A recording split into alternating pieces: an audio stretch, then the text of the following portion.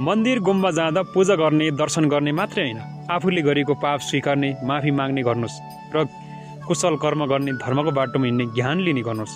अनि मनभित्र भएका रिस, राग, घमण्ड, अहङ्कार त्यो मन्दिर गुम्बामै छोडेर आउनुहोस्, भगवान्लाई नै छोडेर आउनुहोस् र मेरो मनमा राम्रो विचार आओस्, राम्रो भावना आओस् भन्ने सोध्नुहोस्।